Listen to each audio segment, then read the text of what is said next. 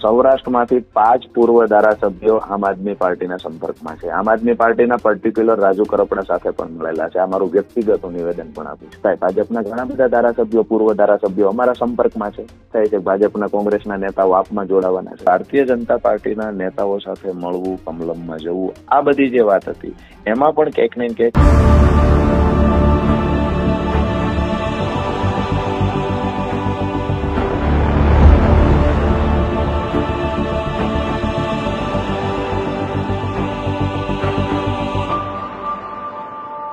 ગુજરાતની અંદર છેલ્લા કેટલાક સમયથી એક ચર્ચા ખૂબ ચાલતી હતી કે આમ આદમી પાર્ટીના બોટાદના ધારાસભ્ય ઉમેશ મકવાણાએ પોતાના પદ પરથી રાજીનામું આપે.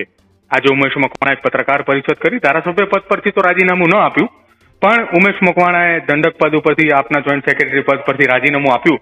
જો કે આ બાદ આમ આદમી પાર્ટીની સૌથી પહેલી પ્રતિક્રિયા સામે આવી ઈશુદાન ગઢવીની, કે જેમણે પક્ષમાંથી 5 વર્ષ માટે સસ્પેન્ડ કર્યા છે. મારી સાથે વાતચીત કરવા માટે આમ આદમી પાર્ટીના નેતા રાજુભાઈ કરપડા છે. રાજુભાઈ, સ્વાગત છે પહેલા તો ન્યૂઝ રૂમમાં આપનું. Thank you. રાજુભાઈ, છેલ્લા કેટલાક સમયથી એક ચર્ચા ચાલતી હતી કે ઉમેશ મકવાણાએ રાજીનામું આપે છે, ઉમેશ મકવાણા રાજીનામું આપે છે. આજે તેમને દંડક પદ પરથી રાજીનામું આપ્યું, તેમને જોઈન્ટ સેક્રેટરીના પદ પરથી રાજીનામું આપ્યું, આમ આદમી પાર્ટીના તમામ હોદ્દા પરથી તેમને રાજીનામું આપ્યું, ધારાસભ્ય પદ એમને યથાવત રાખ્યું. જો કે પછી પાર્ટીના કાર્યવાહીના નામે પાર્ટીએ કાર્યવાહી કરી કે તેમને આમ આદમી પાર્ટીમાંથી 5 વર્ષ માટે સસ્પેન્ડ કર્યા છે. જી, આમ તો ઉમેશભાઈની અગાઉ પણ ચર્ચાઓ થઈ છે. અમે ઉમેશભાઈને મનાવવાના અગાઉ પણ પ્રયત્ન કરેલા, જેમાં સફળ થયેલા. ગુલાબભાઈ યાદવ પણ મળવા ગયેલા, અમારા પ્રમુખશ્રી મળેલા, ગોપાલભાઈ ઇટાલિયા મળેલા. વિષય એ છે કે ઉમેશભાઈની જે વારંવાર ચર્ચાઓ થઈ, ચર્ચાઓ એટલા માટે થતી રહી કે વારંવાર એમની કમલમમાં આટોફેરો આ છે તે છે. આ બધાની વચ્ચે પણ અમે એક સમજતા હતા કે સામાન્ય માણસને, સામાન્ય પરિવારમાંથી આવતા વ્યક્તિને આમ આદમી પાર્ટીએ ટિકિટ આપી. આનાથી મોટી વાત બીજી કોઈ ન હોઈ શકે. બીજી વાત મહત્વની એ છે કે બોટાદની જનતાએ ખૂબ પ્રેમ આપ્યો. બોટાદની જનતાએ આમ આદમી પાર્ટીના મેન્ડેટ પરથી લડતા વ્યક્તિને ચૂંટીને મોકલ્યા. ત્યાર પછી ઉમેશભાઈએ ક્યાંક ને ક્યાંક મુદ્દાઓ ઉઠાવ્યા, ત્યાંના સ્થાનિક પ્રશ્નો ઉઠાવ્યા. આ બધી બાબત હતી 100%. પણ એની વચ્ચે ભારતીય જનતા પાર્ટીના નેતાઓ સાથે મળવું, કમલમમાં જવું, આ બધી જે વાત હતી એમાં પણ ક્યાંક ને ક્યાંક સંયમ રાખ્યો પાર્ટીએ. ઉમેશભાઈને સમજાવવાના ખૂબ પ્રયત્ન કર્યા. અમારા સહપ્રભારીએ કર્યા, દિલ્હીથી આવેલા પ્રભારી મળેલા, એમને પણ પ્રયત્ન કર્યા કે ખરેખર ભારતીય જનતા પાર્ટી સાથે મળવા જુલવાનું, એમના કાર્યાલય જવાનું આ બધું વ્યાજબી નથી.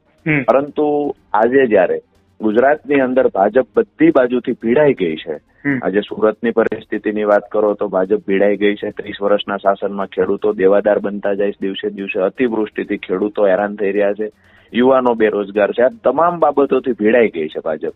ઉપરથી વિસાવદરનું જે પરિણામ આવ્યું, જે ભારતીય જનતા પાર્ટીના ગાલ પર તમાચો માર્યો વિસાવદરની જનતાએ. અને આખા ગુજરાતમાં એક નવો મેસેજ આપ્યો છે કે પેટા ચૂંટણી હોય કે પછી જનરલ ચૂંટણી હોય, ભારતીય જનતા પાર્ટી પૈસા વાપરે, દારૂ વાપરશે અથવા તો ભાજપ કોંગ્રેસ સાથે મળીને લડશે, તેમ છતાંય ગુજરાતની જનતા હવે આમ આદમી પાર્ટીની સાથે ઉભી રહેશે. જયારે આ સંદેશ આપ્યો, ભારતીય જનતા પાર્ટી બેકફૂટ પર આવી છે, ત્યારે એક નવો મેસેજ કે ઉમેશભાઈને લઈ અને તમામ મીડિયામાં નવો મેસેજ ચાલે, આવું ષડયંત્ર ભારતીય જનતા પાર્ટીએ કર્યું. અને હું એવું માનું છું કે અમારો ભોળો ધારાસભ્ય આ ષડયંત્રનો ભોગ બની ગયો. અગાઉ પણ જયારે ભાજપ બધી બાબતે ઘેરાઈ જાય છે, ભાજપ પાસે પ્રશ્નો એટલા બધા આવે કે એનો જવાબ આપી શકતા નથી ગ્રાઉન્ડ પર, ઉમેશભાઈને આગળ કરી અને મીડિયાને અને ગુજરાતની જનતાને ગેરમાર્ગે દોરવાનું કામ થતું હતું. આજે પણ એ કામ થયું છે.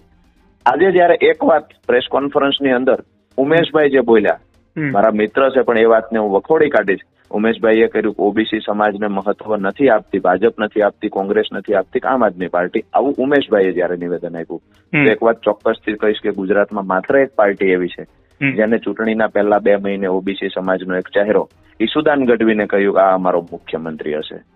તો ઓબીસી સમાજને ન્યાય આપવામાં સૌથી વધારે જો કોઈનો સિંહ ફાળો હોય તો આમ આદમી પાર્ટીનો. આમ તો તમામ સમાજને સાથે રાખીને આમ આદમી પાર્ટી ચાલી છે. કોઈ સમાજને અન્યાય ન થાય એનું ધ્યાન રાખ્યું છે.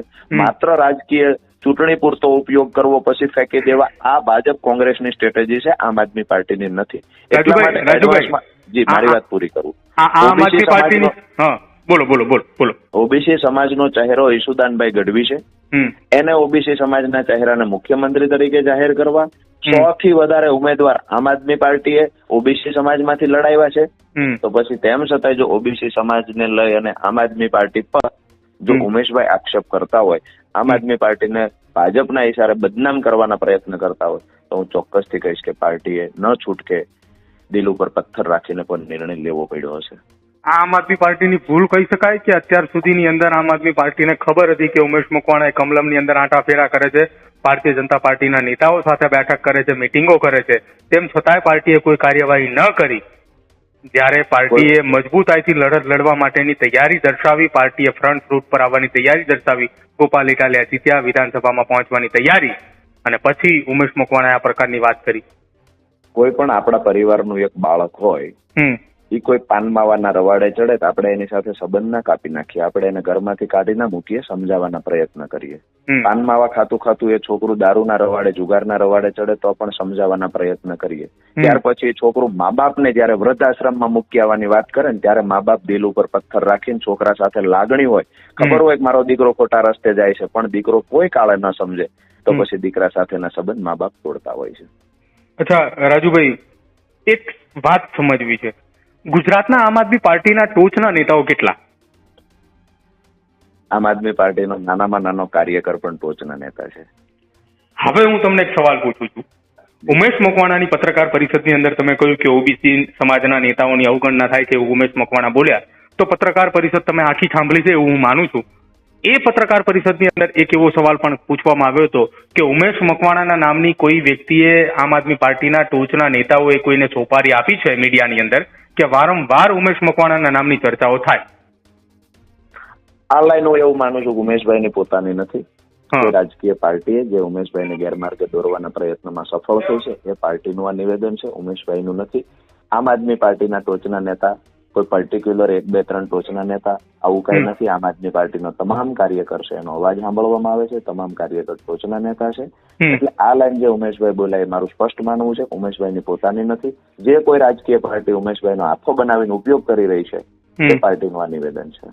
અચ્છા, છેલ્લો એક સવાલ મારો આપને પૂછવો છે કે આ આમ આદમી પાર્ટીની છેલ્લી વિકેટ કે આના પછી હજી કોઈ પડશે ખરી? હું એવું ચોક્કસથી માનું છું કે છેલ્લી વિકેટ કે પહેલી વિકેટ એ તો પછીનો વિષય છે. ગુજરાતની જનતાએ મન બનાવી લીધું છે કે હવે સરકાર આમ આદમી પાર્ટીની બનશે, આ ચોક્કસથી. બીજી વાત કે જે લોકોમાં ચર્ચા થતી હોય છે, લોકોના મોઢેથી આવતી ચર્ચાઓ ક્યાંક ને ક્યાંક મીડિયામાં પણ ચાલતી હોય છે, તો હું એવું પણ કહીશ કે જો માત્ર અમારા 1, 2 ધારાસભ્યની વાત હોય, અમે આજે સત્તામાં નથી તેમ છતાંય ભાજપના ઘણા બધા ધારાસભ્યો, પૂર્વ ધારાસભ્યો અમારા સંપર્કમાં છે, તો મતલબ એવો તો નથી કે એના સમાચાર ચલાવવા. આજે ગામડાઓમાં વાત થાય છે ભાજપના, કોંગ્રેસના નેતાઓ આપમાં જોડાવાના છે. હું તો એ બી કહીશ ન્યૂઝરૂમના માધ્યમથી ચલાવો સમાચાર, ખરેખર મારા સંપર્કમાં છે ભાજપ. કેટલા ભાજપના નેતાઓ, પૂર્વ ધારાસભ્યો, ચાલુ ધારાસભ્યો આમ આદમી પાર્ટીના સંપર્કમાં છે? સૌરાષ્ટ્રમાંથી 5 પૂર્વ ધારાસભ્યો આમ આદમી પાર્ટીના સંપર્કમાં છે. આમ આદમી પાર્ટીના પર્ટિક્યુલર રાજુ કરપડા સાથે પણ મળેલા છે. આ મારું વ્યક્તિગત નિવેદન પણ આપ્યું છે. તો આવનારા સમયની અંદર એ 5 ધારાસભ્ય રાજુ કરપડાના હાથે આમ આદમી પાર્ટીનું રાષ્ટ્રીય નેતૃત્વ અને પ્રદેશ નેતૃત્વ નક્કી કરશે. બિલકુલ રાજુભાઈ, આભાર અમારી સાથે જોડાવા બદલ.